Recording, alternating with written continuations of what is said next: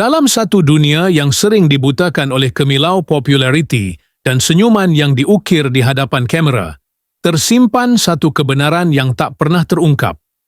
Nama Fatah Amin, bintang sensasi Malaysia, yang selama ini dikenali sebagai suami penyayang dan selebriti berhati emas, akhirnya memecahkan kesunyian yang telah lama membelenggunya.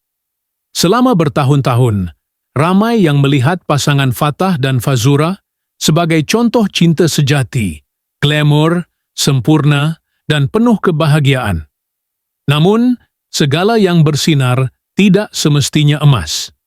Kebenaran pahit itu akhirnya mula terkuak apabila Fatah tampil dalam satu temu bual eksklusif yang disiarkan secara rahsia di saluran dalam talian bebas, sebuah platform yang memberi ruang untuk selebriti menyuarakan isi hati tanpa tapisan.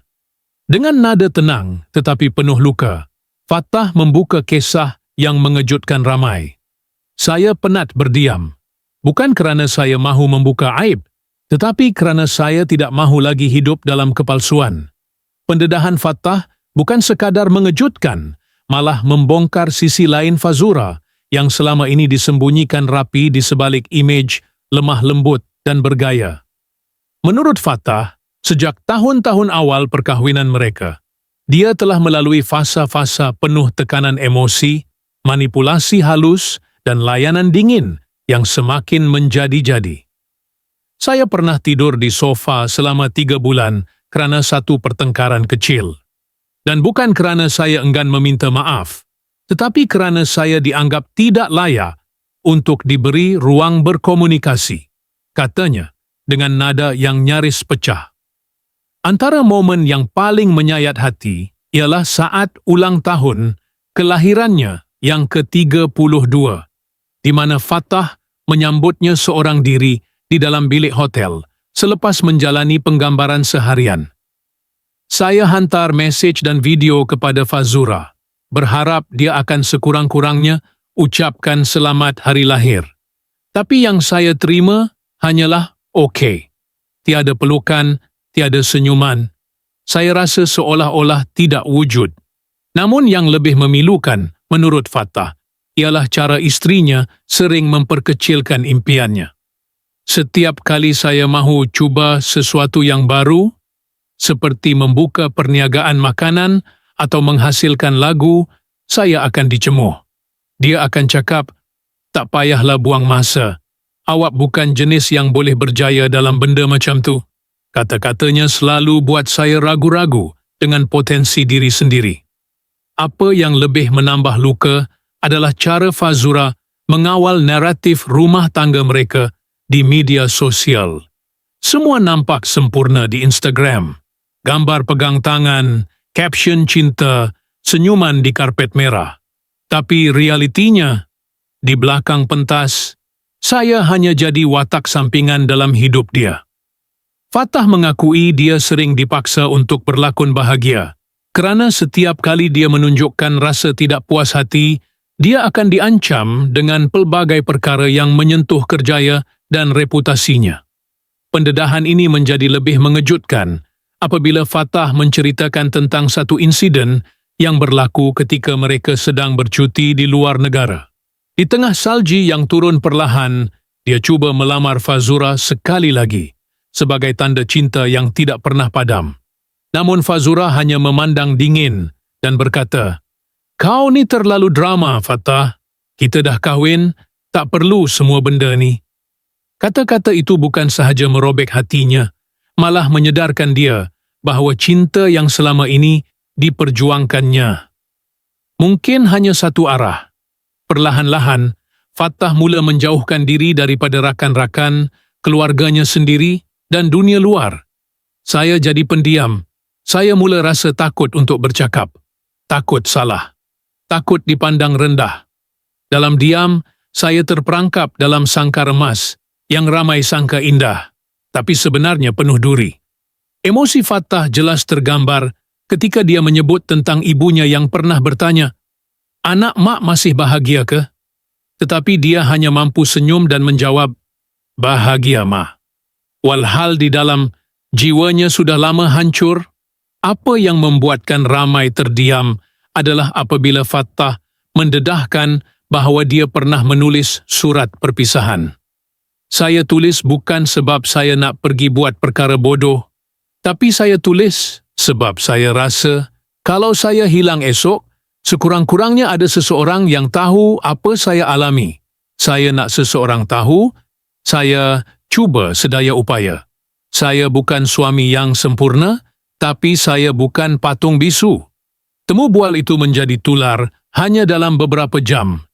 Ribuan peminat terkejut, ramai yang mengungkapkan simpati, namun ada juga yang tidak percaya. Ada yang menyifatkan ia sebagai sandiwara baru Fattah.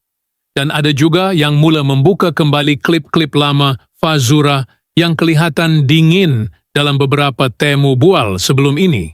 Sekeping gambar Fazura sedang memaling muka ketika Fattah ingin bergurau di sebuah majlis anugerah menjadi bahan analisis netizen. Namun bagi Fattah ini bukan soal simpati atau publicity. Ini tentang menyuarakan kebenaran yang terlalu lama dipendam. Saya bukan nak sesiapa benci dia. Saya cuma nak orang tahu. Saya pun manusia. Saya pun ada hati. Dan selama ini, saya memilih untuk diam sebab saya sayang. Tapi sekarang, saya memilih untuk jujur sebab saya sayang diri saya sendiri. Dan begitulah bermulanya satu babak baru dalam kehidupan Fattah Amin. Babak yang tidak lagi dipenuhi oleh senyuman palsu dan diam yang menyakitkan. Babak yang membuka tirai kepada satu cerita yang lebih dalam, lebih gelap, dan lebih manusiawi. Fattah duduk di birai katilnya yang polos, hanya beralas cadar putih yang berkedut sedikit, seolah-olah mencerminkan hatinya yang lama, tidak dirapikan. Di tangannya, sebuah cawan kopi yang sudah suam, namun dibiarkan begitu saja. Di sekelilingnya, bilik itu sunyi, hanya ditemani bunyi kipas siling yang berputar malas. Dinding yang pernah dihiasi gambar-gambar perkahwinan kini tinggal kesan paku kosong, dan bayang-bayang masa lalu yang seakan masih bernafas di situ. Di penjuru meja, masih ada botol minyak wangi yang pernah Fazura hadiahkan padanya sewaktu ulang tahun mereka yang pertama. Labelnya sudah pudar, tetapi Fattah masih ingat baunya. Bau yang satu ketika dahulu membuat dia tersenyum dalam diam setiap kali istrinya melintas di ruang tamu. Tapi kini, botol itu hanya jadi barang hiasan, tidak disentuh, tidak disembur, seperti kenangan yang ingin dikekalkan, tapi juga tak mahu dihidupkan kembali. Kadang-kadang, di waktu malam yang terlalu panjang, Fattah bangun dari katil dan melangkah ke ruang tamu. Dia akan duduk di atas sofa kulit coklat yang sedikit tenggelam, tempat di mana dia pernah tertidur, berbulan lamanya selepas bertengkar tentang satu perkara kecil, pilihan warna langsir. Langsir pun kau tak reti pilih, Fazura pernah cakap. Tapi dia diam, bukan kerana dia bersalah, tapi kerana dia tidak mahu merumitkan lagi apa yang sudah kusut. Di rak buku kecil di sisi televisyen, masih ada naskah novel kegemaran Fazura, The Alchemist. Fattah pernah membelinya sewaktu pulang dari luar negara, hanya kerana dia terdengar Fazura menyebut tajuk itu secara sambil lalu dalam satu temu ramah. Dia berharap dengan memberi hadiah itu, dia akan dilihat, walau hanya sekejap, sebagai suami yang peka, yang mendengar. Tapi buku itu hanya dibuka sekali, diletakkan kembali, dan dilupakan, sama seperti dirinya. Setiap pagi, Fattah masih menyediakan 2 cawan kopi, satu hitam tanpa gula, satu lagi latte dengan buih susu yang tebal, seperti kebiasaan yang dulu selalu mereka lakukan bersama. Tapi sekarang, hanya satu yang diminum. Cawan kedua dibiarkan sejuk di meja dapur, seolah-olah menunggu seseorang yang tak akan kembali. Ritual itu sudah menjadi kebiasaan, bukan kerana harapan, tetapi kerana kenangan. Dan kadang-kadang, kenangan lebih sukar dihapuskan berbanding harapan yang musnah. Pada suatu malam, ketika hujan turun renyai-renyai, Fattah membuka semula album lama di telefon bimbitnya. Dia menatal perlahan, gambar demi gambar. Ada satu gambar yang dia berhenti agak lama. Gambar mereka berdua di Jepun, Fazura sedang tertawa, dan tangannya memegang lengan Fatah erat. Tapi bila dia ingat kembali malam itu, dia tahu senyuman itu bukan untuknya. Ia untuk kamera.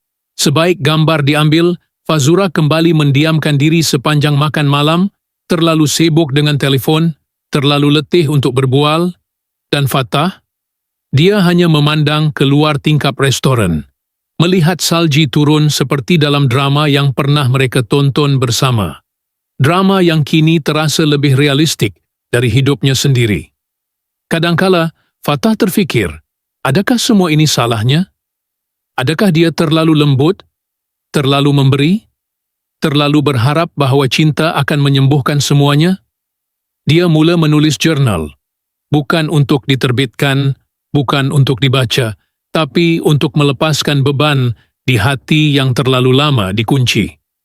Setiap ayat yang ditulis bagai darah yang mengalir keluar dari luka batin.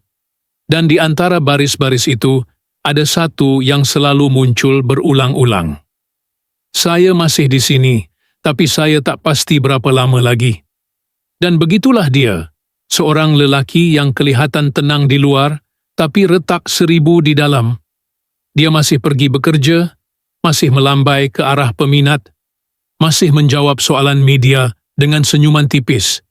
Tapi hanya mereka yang benar-benar perhati akan nampak. Mata yang sedikit redup, suara yang sedikit perlahan, dan bahasa tubuh yang menjerit tanpa suara. Tolong dengar, walau saya tak berkata. Dengan setiap langkah perlahan yang diambilnya ke arah kehidupan baru, Fatah cuba membina kembali siapa dirinya. Bukan sebagai suami kepada seseorang yang terkenal, bukan sebagai selebriti di kaca TV, tetapi sebagai manusia, sebagai seorang lelaki yang pernah menyayangi sepenuh jiwa dan kini sedang cuba untuk menyayangi dirinya sendiri, walaupun sedikit demi sedikit, walaupun masih luka. Dan mungkin, di suatu sudut sepi yang tak kelihatan, ada seseorang seperti kita yang melihatnya, memahami tanpa menghakimi, dan diam-diam berdoa agar dia suatu hari nanti benar-benar bahagia. Tetapi ada sesuatu yang Fatah masih belum ceritakan. Walaupun dia telah membuka sedikit demi sedikit tirai rahsia yang selama ini membelenggu hatinya, masih ada bahagian terdalam yang dia simpan kemas. Bukan kerana takut, tetapi kerana belum tiba masanya. Beberapa patah perkataan yang terhenti di bibirnya sewaktu temu bual itu seperti membawa beban yang lebih berat daripada semua cerita luka yang telah dikongsi. Dia kelihatan seperti ingin menyambung, seperti hampir membocorkan sesuatu yang jauh lebih besar, lebih dalam. Tetapi kemudian dia hanya tersenyum tipis dan berkata, mungkin suatu hari nanti bila semuanya sudah berakhir. Dan itulah yang membuatkan semuanya terasa ganjil. Seseorang yang telah begitu berani membuka luka pribadi, tiba-tiba menahan diri saat menyentuh satu bahagian tertentu. Ada apakah di sebalik keheningan itu? Kenapa setiap kali nama tertentu disebut, seorang individu yang dikatakan sangat dekat dengan Fazura, sewaktu Fatah sedang sibuk dengan penggambaran filem di luar negara? Fatah hanya senyum tanpa berkata-kata? Netizen mula menggali. Di forum-forum dalam talian dan ruangan komen, teori demi teori muncul. Ada yang mendakwa mereka terlihat Fazura beberapa kali makan malam bersama seorang figura terkenal industri hiburan, seorang yang selama ini dikenali sebagai kawan keluarga. Ada pula yang mengungkit semula klip Fazura di belakang pentas anugerah Meletop 2022, di mana dia dilihat sedang berbisik sesuatu dengan wajah tegang kepada seorang lelaki sebelum menyedari kamera merakam. Namun begitu, tiada satu pun yang dapat dipastikan. Fatah kekal diam, dan dalam diam itu wujud satu bentuk komunikasi yang lebih tajam dari kata-kata. Setiap kali dia memuat naik gambar hitam putih di Instagram, tanpa caption, tanpa lokasi, Para peminat setia membaca antara baris, mencari petunjuk, mencari isyarat yang mungkin disengajakan. Satu gambar menjadi perhatian ramai. Sebatang jalan sunyi yang dipenuhi daun luruh, dan di hujungnya siluet seorang wanita sedang berjalan menjauhi. Tidak jelas siapa, tidak jelas di mana, tapi cukup untuk membangkitkan beribu spekulasi. Lebih aneh lagi, seorang stylist terkenal yang pernah bekerja rapat dengan pasangan ini berkongsi secara tidak langsung di story Instagram miliknya. Ada perkara yang kita tahu, tapi lebih baik tak dikatakan. Bukan semua cinta berakhir dengan pengkhianatan yang jelas. Ada yang hancur hanya kerana tiada siapa yang berani jujur. Story itu dipadam selepas 3 jam, tetapi sudah sempat disimpan oleh netizen yang peka. Apa yang sedang cuba disembunyikan Fatah? Atau siapakah yang sedang dia lindungi? Ada kemungkinan bahawa Fatah bukan sekadar mangsa dalam cerita ini. Mungkin dia juga telah membuat pilihan-pilihan dalam senyap, pilihan yang kini menghantuinya. Ada kabar angin tentang seorang wanita lain yang katanya pernah dekat dengannya sebelum Fazura. Seorang pelakon baru, muda dan berbakat, yang tiba-tiba mengundur diri dari dunia hiburan tanpa alasan yang jelas hanya beberapa bulan selepas Fatah dan Fazura mendirikan rumah tangga. Apakah yang berlaku di antara mereka?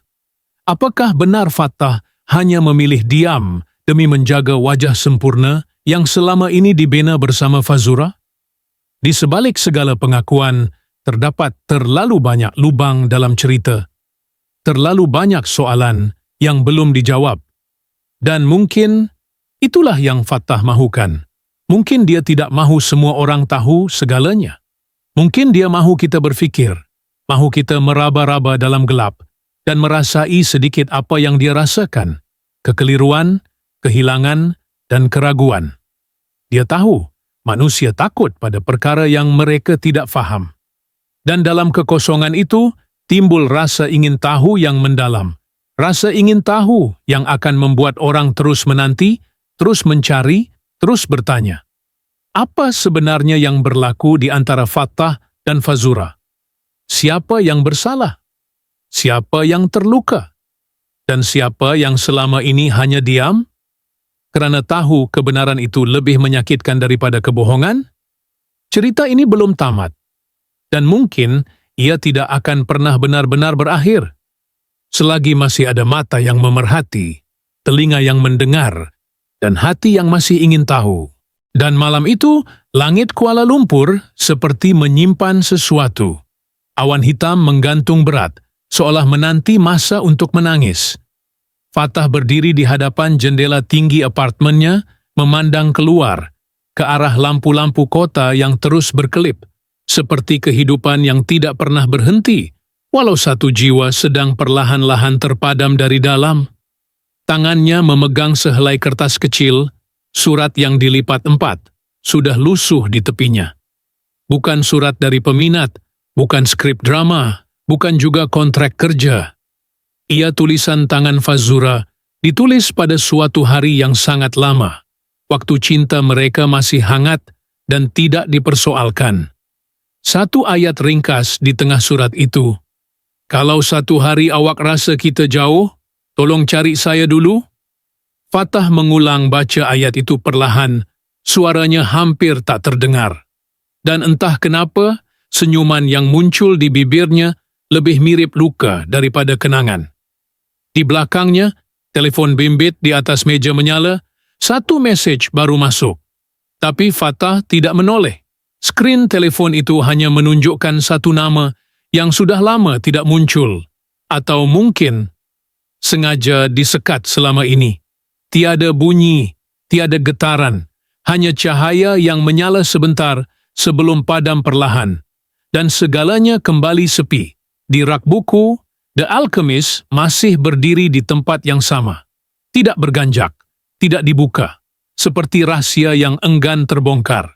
Dan entah bagaimana, malam itu angin meniup tirai jendela sedikit kuat dari biasa. Bau hujan yang hampir turun menyelinap masuk, membawa rasa yang sukar dijelaskan. Bukan sedih, bukan marah, tapi lebih kepada satu jenis perasaan yang tidak bernama. Seperti kehilangan yang sudah terlalu biasa, seperti harapan yang terlalu letih untuk tumbuh semula. Fatah berpaling dari jendela, melangkah perlahan ke ruang tamu. Di atas meja, 2 cawan kopi masih ada. Satu hitam, satu latte, seperti biasa. Tapi malam ini tidak ada siapa yang akan meminumnya, atau mungkin tidak ada siapa yang perlu lagi, dan di luar sana kehidupan terus bergerak.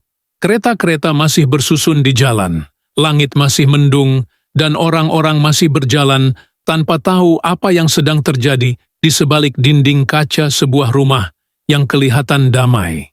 Apakah dia akan menceritakan segalanya suatu hari nanti?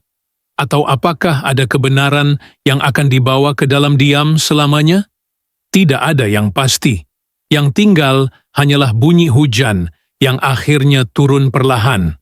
Dan seorang lelaki yang berdiri sendiri dalam sebuah kisah yang mungkin tidak pernah benar-benar dimulai. Atau mungkin sudah lama berakhir tanpa sesiapa pun sadar.